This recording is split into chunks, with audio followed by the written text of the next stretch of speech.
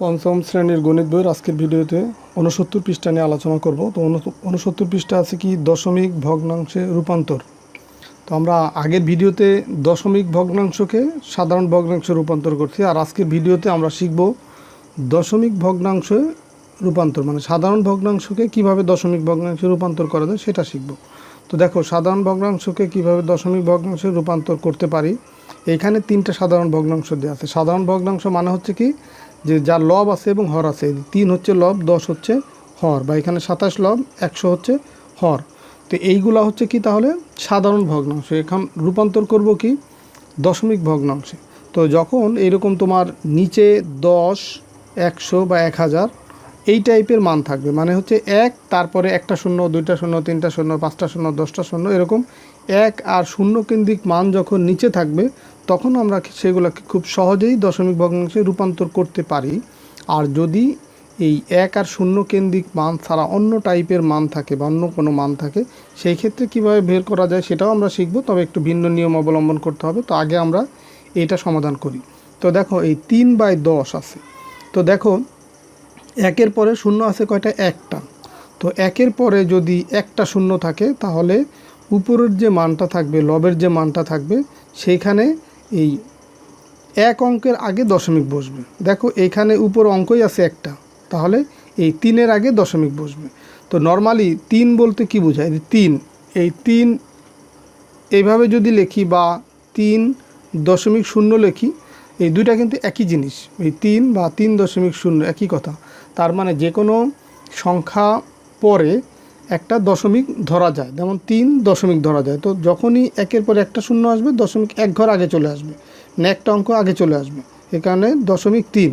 আর দশমিক, এই কোনো সংখ্যার আগে যদি দশমিক হয়, তার আগে কোনো সংখ্যা না থাকলে বা অঙ্ক না থাকলে 0 দিতে হয়, 0.3।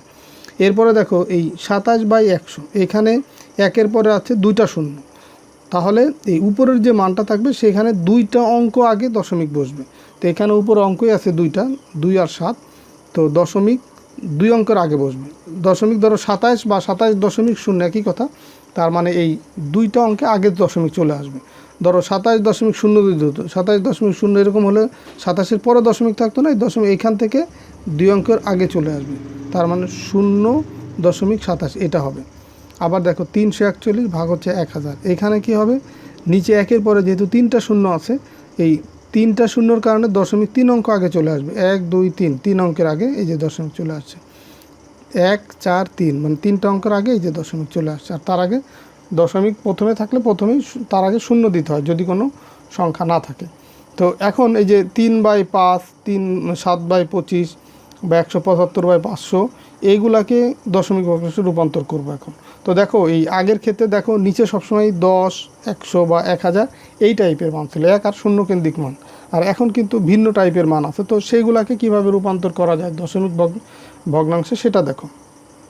3/5, তো এই ক্ষেত্রে সবসময় খেয়াল করতে হবে যে হরে কোন মান আছে। হরের যে মানটা থাকবে, যেমন এখানে হরে আছে কত? 5। তো হরের যে মানটা থাকবে সেটাকে এই 10, 100 বা 1000 এই টাইপের 1 এবং 0 কেন্দ্রিক মানে রূপান্তর করতে হবে। তো 5কে সহজেই আমরা 10-এ রূপান্তর করতে পারি। 5কে 2 দিয়ে গুণ করলে 10 হয়। আর 5কে যদি আমরা 2 দিয়ে গুণ করি, উপরের সংখ্যাটাকেও 2 দিয়ে গুণ করতে হবে। 3 গুণ 2, মানে উপরে নিচে সবসময়ই একই সংখ্যা দিয়ে গুণ করা যায়। তো তবে প্রথমে আগে খেয়াল করতে হবে যে হরকে 1 আর 0 কেন্দ্রিক মানে রূপান্তর করার জন্য কোন সংখ্যা দিয়ে গুণ করার প্রয়োজন।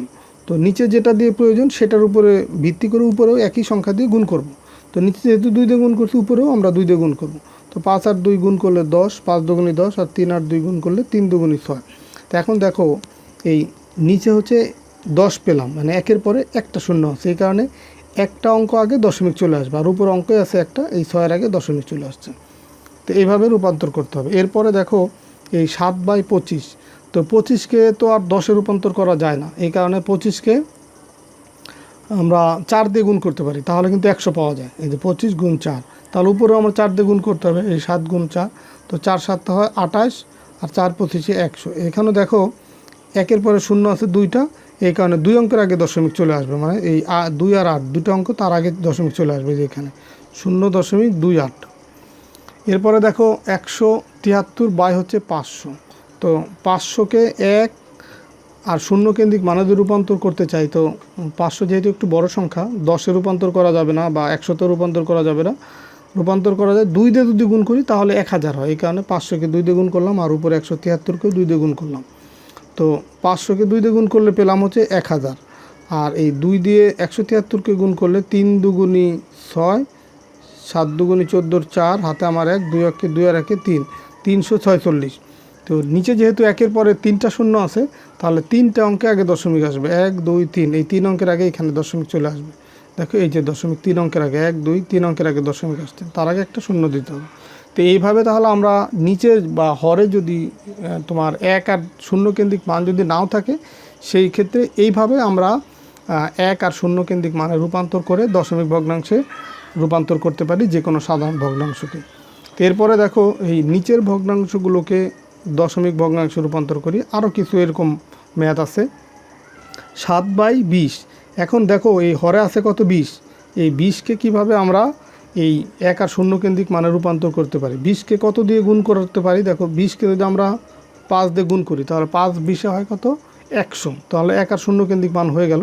তাহলে উপরেও আমাকে 5 দিয়ে গুণ করতে হবে, 5 7 কত 35, আর নিচে হচ্ছে 5-20 100। তো দেখো একের পরে শূন্য আছে 2টা, এই কারণে 2 অঙ্কের আগে দশমিক চলে আসবে। তাহলে এই 3 আর 35 2টা অঙ্ক, তার আগে দশমিক দিয়ে দিলাম আর এর আগে একটা শূন্য দিতে হবে। 2 নম্বরে দেখো 2 নম্বর আছে 11 আর 25। তো এই হরে যে মানটা আছে সেটাকে তাহলে 1 আর শূন্য কেন্দ্রিক মানে রূপান্তর করতে হবে। তাহলে 25কে যদি আমরা 4 দিয়ে গুণ করি তাহলে পাবো কত 100, তাহলে উপরেও আমাকে 4 দিয়ে গুণ করতে হবে। 4 11 হচ্ছে 44, আর 4 25 কত হয় 100। দেখো একের পরে শূন্য আছে কয়টা 2টা, এই কারণে উপরের যে 2টা অঙ্ক আছে তার আগে এই দশমিক হবে আর এর আগে একটা শূন্য দিতে হবে। এরপরে দেখো 3 নম্বরে আছে 50।